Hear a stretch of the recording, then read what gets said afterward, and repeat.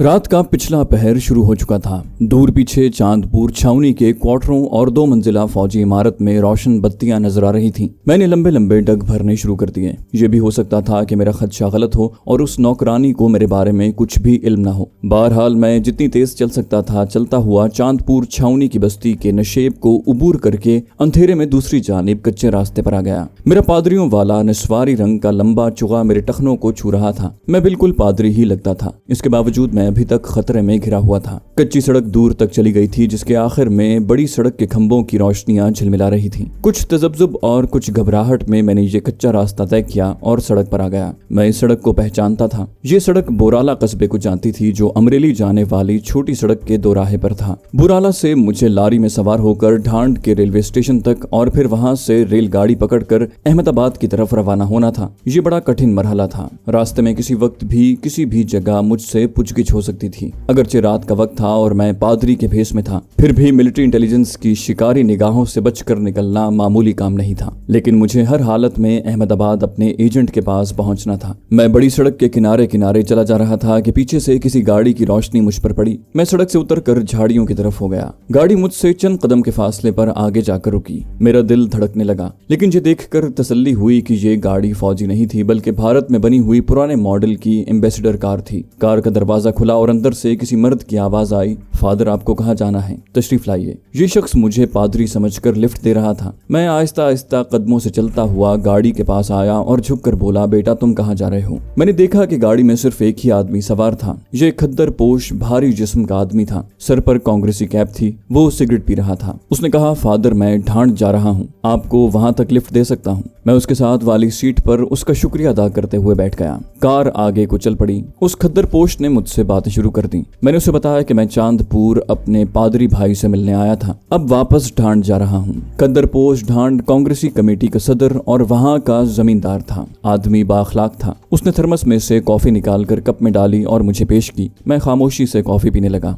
मेरी आंखें गाड़ी की दाएं जानिब बाहर लगे शीशे को देख रही थी कि पीछे से कोई फौजी गाड़ी तो मेरे ताक़ुब में नहीं आ रही। पीछे से 2-1 ट्रक हमें ओवरटेक करते हुए गुजर गए। खद्दर पोश कांग्रेसी बोला, फादर मैं गाड़ी चलाते हुए कभी जोश में नहीं आता। जिसको गुजरना हो उसके लिए रास्ता छोड़ देता हूँ। खामखा अपनी जान खतरे में डालने से क्या फायदा। मैंने उसके इस जज्बे की तारीफ की। ताहम वो सड़क को जहाँ खाली पाता गाड़ी की रफ्तार तेज कर देता। दूर से बुराला कस्बे की बत्तियां नजर आईं। कस्बे के करीब पहुंचे तो मेरा दिल धक से रह गया। सड़क पर रुकावट खड़ी थी और 2 मिलिट्री पुलिस वाले गाड़ियों की चेकिंग कर रहे थे। अब कुछ नहीं हो सकता था। मैं गाड़ी से छलांग भी नहीं लगा सकता था। गाड़ी रुकावट के करीब पहुंच चुकी थी। खद्दर पोश कांग्रेसी कहने लगा, ये खामखा लोगों को तंग करते हैं। पीछे भी फौजियों ने मेरी गाड़ी को चेक किया था। भला ऐसा कौन सा तूफान आ गया है। उसने गाड़ी सड़क के किनारे एक तरफ खड़ी कर दी। मैंने खुद को तकदीर के हवाले कर दिया। मैं इसके सिवा कुछ नहीं कर सकता था, लेकिन मैंने अपने हवास पूरी तरह मुजतमा कर लिए थे और चेहरे पर पादरियों जैसी शफकत भरी मुस्कुराहट तारी कर ली थी। 2 मिलिट्री पुलिस के जवान हमारी गाड़ी की तरफ बढ़े। उन्होंने खिड़की में से झांक कर मुझे देखा तो मैंने पादरियों की तरह हाथ उठाकर उन्हें दुआ दी। अब वो खद्दर पोश कांग्रेसी की तरफ मुतवज्जे हुए।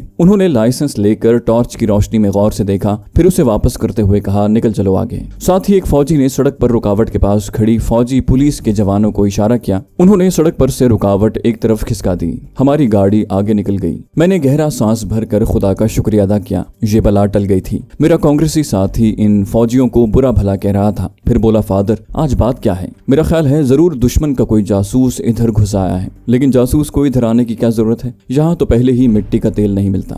वो बातें किए जा रहा था। मैं हूँ हाँ में किसी वक्त जवाब दे देता। पादरी के लिबास ने मुझे बचा लिया था, नहीं तो मेरी बाकायदा चेकिंग होती। मुझसे पूछगिछ भी की जाती। हो सकता है उन्हें मुझ पर शक पड़ जाता। बहरहाल खतरे का एक महाज पीछे रह गया था। अब मैं आगे की सोच रहा था, क्योंकि अभी मुझे कई मोर्चों के सामने से गुजरने का खतरा मोल लेना था। कस्बा बुराला बहुत पीछे रह गया था। रात के 11 बज रहे थे जब हम ढांड पहुंचे। मेरा मेजबान बोला, फादर आप इतनी रात गए कहाँ जाएंगे, मेरे साथ मेरी हवेली में चलिए, रात वहीं आराम करें। मैंने उसका शुक्रिया अदा करते हुए कहा, मेरे बच्चे ढांड में मेरी बड़ी बहन का घर है। मैं अपनी बहन के घर पर ही ठहरा हुआ हूँ। तुम्हारी मेजबानी का बहुत शुक्रिया। खुदावन तुम्हें अपनी पनाह में रखे। मैंने सलीब का निशान बनाकर उसे दुआ दी और कस्बे की एक अंधेरी गली में दाखिल हो गया। ये गली मेरे लिए बिल्कुल अजनबी थी। एक मकान की ओट में छुपकर मैंने पीछे देखा। मेरे खद्दर पोश मेजबान की गाड़ी कस्बे की दूसरी जानिब चली जा रही थी। जब वो मेरी नजरों से ओझल हो गई तो मैं अंधेरी गली में से निकलकर खामोशी से रेलवे स्टेशन की तरफ चलने लगा। इस इलाके से मैं कई बार गुजरा था, अब मुझे सारे रास्ते याद हो गए थे। मैं अंधेरे में भी रास्ता तलाश कर सकता था। रेलवे स्टेशन वीरान वीरान था। बरामदे में कुछ मुसाफिर बैठे ऊँग रहे थे, कुछ खर्राटे ले रहे थे।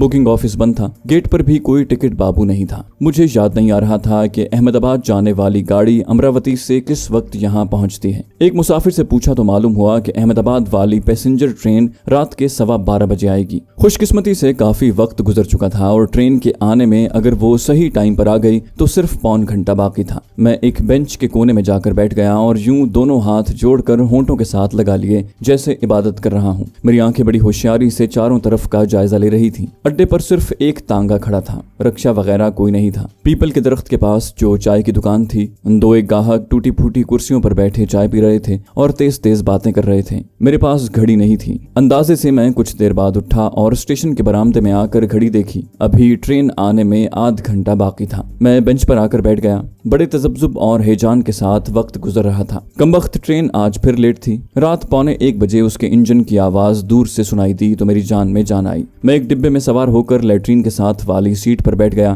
कि अगर कोई ऐसी वैसी बात हुई तो लैट्रीन में घुस जाऊंगा। टिकट मैंने पहले ही खरीद कर जेब में रख लिया था। खुदा खुदा करके इंजन ने सीटी दी और ट्रेन प्लेटफॉर्म पर खिसकने लगी। इस ट्रेन को मुंह अंधेरे अहमदाबाद पहुंच जाना चाहिए था, लेकिन कमबख्त रास्ते में फिर लेट हो गई। एक वीरान स्टेशन पर ऐसी रुकी कि चलने का नाम ही नहीं ले रही थी। शायद आगे रेलवे लाइन की मुरम्मत हो रही होगी और ड्यूटी पर मौजूद आदमी सो गया था। स्टेशन से एक आदमी उस तरफ भागा। वहां जाकर गैंगमैन को जगाया। उसने सब्ज बत्ती का इशारा दिया तो ट्रेन जूं की चाल रेंगने लगी। जिस वक्त अहमदाबाद आया तो सुबह हो चुकी थी। ये मेरे हक में सूदमंद नहीं थी। अहमदाबाद बहुत बड़ा स्टेशन था। यहाँ अगर मेरे छुपने के इम्कानात भी थे तो पहचाने जाने का एहतमाल भी था, क्योंकि प्लेटफॉर्म पर सिविलियन पुलिस के साथ साथ मिलिट्री पुलिस के जवान भी गेट के पास खड़े घूर घूर कर मुसाफिरों को देख रहे थे। दूसरा कोई रास्ता नहीं था। मुझे लामहाला 3rd क्लास वाले गेट में से ही गुजरना था।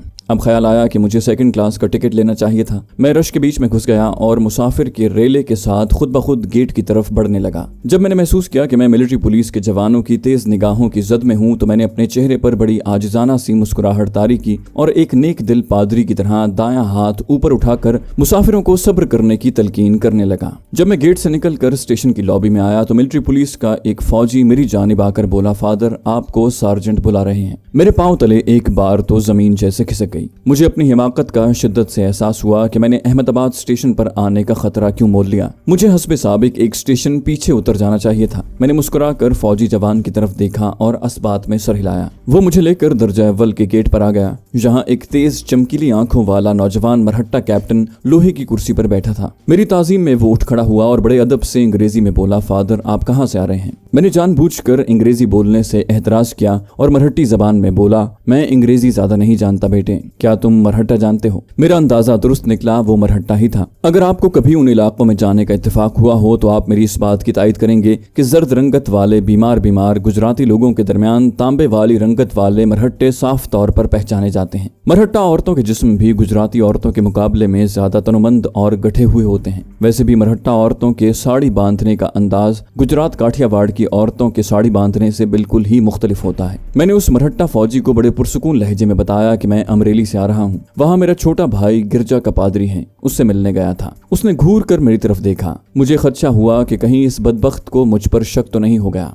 बज़ाहिर मुझ पर शक करने की कोई वजह नहीं थी, लेकिन फौरन ही मुझे वो वजह नजर आ गई। कैप्टन ने मेरी तरफ बदस्तूर घूरते हुए कहा, लेकिन फादर आप तो ढांड रेलवे स्टेशन से ट्रेन में सवार हुए थे। मैं अंदर ही अंदर चौंक गया, ऊपर से पुरसुकून रहा। कमबख्त के आदमी ढांड तक फैले हुए थे। मैंने कहा, ढांड तक मुझे एक शरीफ कांग्रेसी लीडर ने अपनी गाड़ी में लिफ्ट दे दी थी। शायद उस नौजवान कैप्टन ने मेरे दिल के अंदर छुपी हुई घबराहट को भांप लिया था। कहने लगा, फादर कुर्सी पर तशरीफ रखें। मैंने शुक्रिया अदा करते हुए कहा, शुक्रिया मेरे बेटे, लेकिन मुझे जल्दी अपने चर्च पहुंचना है। मरहट्टा कैप्टन ने आहिस्ता से असबात में सर हिलाया और बोला, फादर आप कौन से चर्च के पादरी हैं। अहमदाबाद शहर के सिर्फ एक ही चौक में मैंने गिरजाघर की इमारत 2-3 बार देखी थी। थी। उस चौक का नाम भी मुझे याद था। मैंने यूं ही उस चौक वाले गिरजा का नाम ले दिया। मरहट्टा कैप्टन बोला, फादर माफ कीजिएगा, मगर हमें आपके साथ उस चर्च में जाकर पता करना होगा कि आप वहां कब से सर्विस कर रहे हैं। आप बुरा तो नहीं मानेंगे ना? अब मैंने पूछ ही लिया कि आखिर ये तफ्तीश किस सिलसिले में की जा रही है। मरहट्टा कैप्टन ने कहा, सॉरी फादर, ये बात हम आपको नहीं बता सकते, लेकिन आप हमारी जीप में बैठकर हमारे साथ चर्च जाएंगे। तशरीफ लाइए। मैं भला कैसे इनकार कर सकता था। असबात में सर झुका दिया।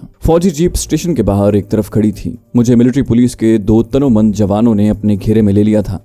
मरहट्टा कैप्टन आगे आगे चल रहा था। जीप के ड्राइवर ने उतरकर सैल्यूट किया। मरहट्टा कैप्टन खुद ड्राइविंग सीट पर बैठ गया। मुझे अपने साथ वाली सीट पर बैठने का इशारा किया। दूसरे फौजी जीप के पीछे बैठ गए। जब जीप चली तो मैंने इतना दबी जबान में जरूर कहा कि भारत में अक़लियतों के साथ ऐसा सलूक इससे पहले शायद कभी रवा नहीं रखा गया। इस पर मरहट्टा कैप्टन ने बड़े अदब से माजरत चाही और कहा, मगर फादर, ये नेशनल सिक्योरिटी का मामला है, हम आपको बता नहीं सकते, लेकिन इस वक्त हम ऐसा करने पर मजबूर हैं। सॉरी फादर, हमें अपनी तफ्तीश पूरी करनी होगी। उनकी नेशनल सिक्योरिटी को जो मामला दरपेश था वो खुद मैं ही था, लेकिन उस वक्त मैं जिस मुश्किल में आहिस्ता आहिस्ता फंसता चला जा रहा था उससे भी बखूबी वाकिफ था। ये बिल्कुल ऐसी बात थी जैसे मेरे सामने बहुत बड़ी खूंखार वेल मछली का पहाड़ जैसा मुंह खुला था और हालात के बिफरे समंदर की लहरें मुझे धीरे धीरे उसकी तरफ धकेले लिए जा रही थी। एक बार मैं उस खौफनाक वेल मछली के मुंह में चला गया तो फिर वहां से निकलना मेरे लिए नामुमकिन था। फौजी जीप किसी फौजी दफ्तर की तरफ चली जा रही थी। अहमदाबाद के बाजारों में दुकानें अभी भी खुली थी। चाय की दुकानों पर लोग नाश्ता कर रहे थे।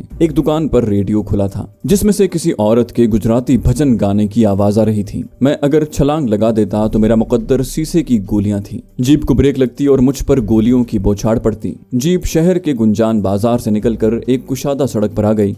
फुटपाथ पर दरख्तों के साए थे। लोग साइकिलों और रिक्शों में बैठे अपने अपने काम पर जा रहे थे। एक बुलंद इमारत के फ्लैट की खिड़की में से एक औरत हाथ बाहर निकाल कर चादर को झाड़ रही थी। न जाने क्यों उसकी खुशकिस्मती और आजादी पर मुझे रश्क आने लगा। जीप सड़क का मोड़ घूम गई। मेरा जहन तेजी से काम करने लगा। इस किस्म की सूरत हाल से पहले भी 2-4 हो चुका था। हर बार मैंने गाड़ी में से छलांग ही लगाई थी। इस बार भी मैं इसी लाइन पर सोच रहा था कि चौंक सा पड़ा। गाड़ी जिस चौक में पहुंच चुकी थी मैंने उसे पहचान लिया था। वो गिरजा उसी चौक में था जहां मुझे ले जाया जा रहा था और जिसके मुताल्लिक मैंने झूठ बोला था कि मैं वहां पादरी की हैसियत से मुतय्यन हूं। अब मेरे पास छलांग लगाने का भी वक्त नहीं था क्योंकि मेरे सोचते सोचते जीप चर्च के अहाते में जाकर रुक गई थी। जीप के रुकते ही 4 फौजी जवान बाहर कूद पड़े। उन्होंने मुझे घेरे में ले लिया। उनके पास टेन गन नहीं थी मगर उनके हाथ अपनी पेटियों पर थे जिनमें पिस्तौल लटक रहे थे। एक कप्तान चर्च के मेहराबी दरवाजे की तरफ बढ़ा जो बंद था। उसने घंटी का बटन दबा दिया। थोड़ी ही देर बाद अंदर से एक सफेद बालों वाले पादरी दरवाजा खोलकर नमूदार हुए। फौजियों को देखकर कुछ ताज्जुब का इजहार किया, फिर मेरी तरफ देखा। मरहट्टा कैप्टन उनको मेरे पास ले आया और मेरी जानिब इशारा करके बोला, फादर, इन पादरी साहब को आप जानते हैं? ये कहते हैं कि ये इस चर्च के पादरी हैं। मैं खाली खाली नजरों से सफेद बालों वाले पादरी की तरफ देख रहा था। उनका रंग गहरा सांवला और वो एंग्लो इंडियन लगते थे। उन्होंने आंखों पर हाथ का छज्जा बनाते हुए मेरी तरफ गौर से देखा और बेख्तियार पुकार उठे, अरे फादर एडवर्ड, गुड मॉर्निंग। मैं तो आपकी ही राह देख रहा था, मगर ये क्या, आप तो फौज लेकर यहाँ आए हैं। फिर मरहट्टा कैप्टन की तरफ मुतवज्जे होकर कहने लगे, कैप्टन साहब, आप फादर एडवर्ड को नहीं जानते। ये हमारे इस चर्च के लाट पादरी हैं। मैं गोवा से यहाँ मिलने आया तो पता चला कि ये बाहर गए हुए हैं। मैं तो हालात की इस काया पलट और इस दूसरे पादरी के अजीम किरदार पर दंग होकर रह गया। खा उन्होंने अपने एक दीनी भाई को ही किसी मुश्किल से बचाने के लिए ये अदाकारी की थी, लेकिन मैं उनके इस अजीमुशान एहसान को आज भी याद करता हूँ तो मेरा सर अदब से उनके ख्याली तसव्वुर के सामने झुक जाता है। मरहट्टा कैप्टन बहुत हद तक मुतमईन हो गया था, लेकिन उसके चेहरे पर शक व शुबे की एक हल्की सी लकीर अब भी मैं वाज़े तौर पर देख रहा था। मैं आगे बढ़कर उन पादरी साहब से बगलगीर हो गया और यूं ही गर्मजोशी और तपाक से बातें करने लगा। पादरी साहब ने मेरे बाजू में अपना बाजू डाल रखा था और कैप्टन से कह रहे थे, आपने अभी तक ये नहीं बताया कि आप हमारे फादर एडवर्ड को खुद यहाँ क्यों लाए हैं। मरहट्टा कैप्टन पहली बार जरा सा मुस्कुराकर बोला, सॉरी फादर। उसने वापस पलटकर अपने जवानों को जीप में बैठने का इशारा किया। सारे फौजी जीप में सवार हो गए और जीप गिरजा घर के गेट से बाहर निकल गई। नए पादरी मुझे साथ लेकर चर्च के हॉल कमरे में दाखिल हो गए।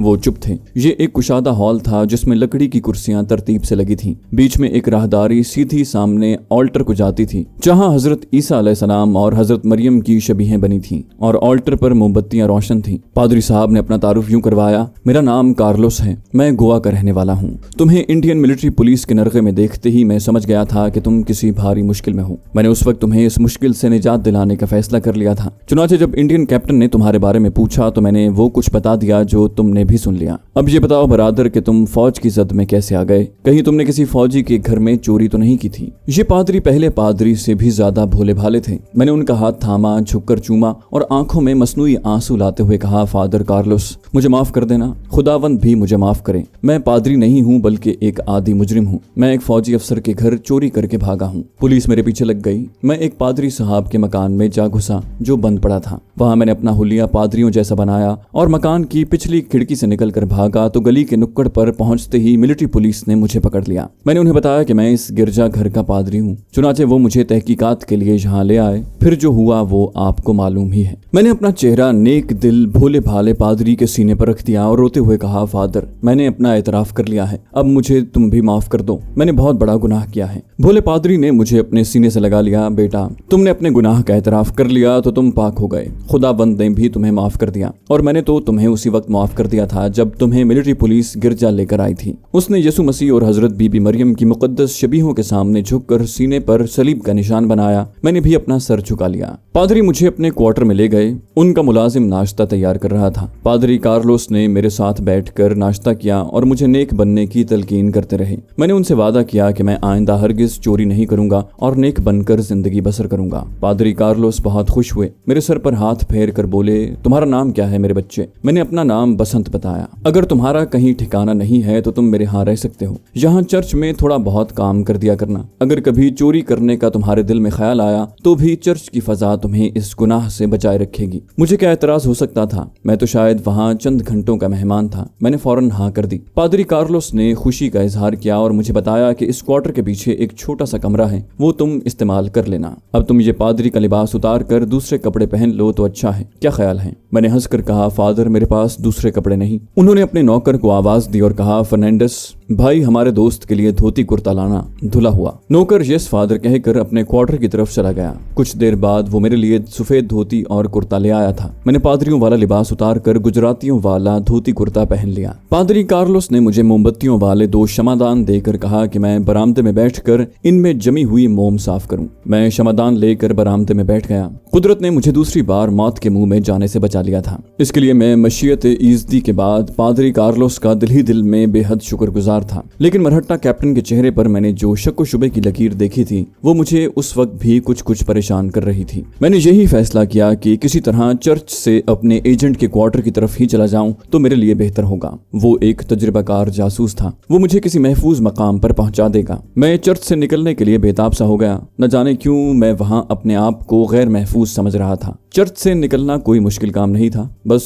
शमादान एक तरफ रखकर चर्च के गेट से बाहर निकल जाना था और मैंने वैसा ही किया। पादरी कार्लोस अभी अपने क्वार्टर में ही थे कि मैंने शमादान एक तरफ कमरे के सतूनों के साथ रखे और बरामदे की सीढ़ियां उतरकर गिरजा के गेट से बाहर निकल गया। जिस चौक में ये गिरजा वाक़ था उसकी 3 जानिब तो रिहायशी फ्लैट थे और एक जानिब यानी सामने की तरफ एक खुला पार्क था। उस पार्क में बच्चे खेल रहे थे। यहाँ ताड़ और कटहल के बेशुमार दरख्त थे। नीम और इमली के दरख्त भी दूर से नजर आ रहे थे। जंगलों में रहने के बायस मुझे दरख्तों की पहचान हो गई थी। यहाँ से मुझे शहर के जुनूब मशरकी हिस्से की तरफ जाना था जहाँ एक कारखाने के तालाब के पास अपने एजेंट दादा का गिराज नुमा क्वार्टर था। उस रास्ते से मैं 2-3 बार पहले भी गुजर चुका था। मेरे पास पहले वाले नेक पादरी के दिए हुए रुपयों में सिर्फ 6 रुपए बाकी रह गए थे। इन पैसों में कोई रिक्शा लेकर अपने एजेंट के पास पहुंच सकता था। गिरजा से बाहर आते ही मैं बाएं तरफ फुटपाथ पर हो गया। लोग आ जा रहे थे। चौक में से मोटर गाड़ियां, विक्टोरिया और रिक्शा वगैरह गुजर रहे थे। ट्रैफिक का हल्का हल्का शोर था। मैं किसी खाली रिक्शे को देख रहा था। एक रिक्शे ने फुटपाथ के पास एक स्टोर के सामने सवारियों को उतारा तो मैं उसकी तरफ तेज तेज चला। रिक्शा खाली हो गया था। मैं रिक्शे की तरफ बढ़ा ही था कि अचानक एक मिलिट्री पुलिस वाला मेरे सामने आ गया। पादरी साहब किधर का इरादा है? अब आपको हमारे साथ चलना होगा। 1 सेकंड के अंदर अंदर मैंने उसे पहचान लिया। ये फौजी जवान मरहट्टा कप्तान के साथ मुझे गिरजा में लाया था। उसे मरहट्टा कैप्टन ने मेरी निगरानी के लिए बाहर मुतय्यन कर रखा था। उसका हाथ पेटी में लगे पिस्तौल के दस्ते पर था। दूसरे सेकंड में मेरी सर की टक्कर उसके पेट में इतने जोर से लगी कि वो दोहरा होकर पीछे को गिरा। रक्षा ड्राइवर हैरान परेशान होकर भागने लगा तो मैंने उसे लात मारकर दूसरी तरफ गिराया और रक्षे में छलांग लगा दी। रक्षा स्टार्ट किया तो पीछे से पिस्तौल का फायर हुआ। मैं रक्षे को एक झटके के साथ वहां से निकालकर चौक की तरफ ले गया। पीछे मजीद फायर हुए। चौक में शोर मच गया। आगे ट्रैफिक की लाल बत्ती थी, मगर मैंने कोई परवाह न की और 2 मोटर गाड़ियों के बीच में से रक्षे को तूफान मेल की तरह चलाता निकल गया। मेरा रुख अब उस सड़क की तरफ था जो कोने वाले कुशादा पार्क के साथ दूर तक चली गई थी। सामने से बस आ रही थी। मैंने रक्षे को एक तरफ कर लिया और अंधाधुंध बढ़ता चला गया। फिर तेजी से एक तरफ घूमा तो सामने छोटा सा पुल आ गया। मैं रक्षे को तकरीबन फुल स्पीड पर चला रहा था। पुल के पार जाते ही मैं एक नई बस्ती में दाखिल हो गया। यहाँ नए नए बंगले बने हुए थे। मैं उस बस्ती की गलियों में रक्षे को दाएं बाएं घुमाता हुआ बस्ती के अकब की तरफ निकल गया। मैं सामने लगे शीशे में से पीछे का बराबर जायजा ले रहा था। मेरे पीछे कोई टैक्सी या रक्षा मेरे ताक़ुब में नहीं था।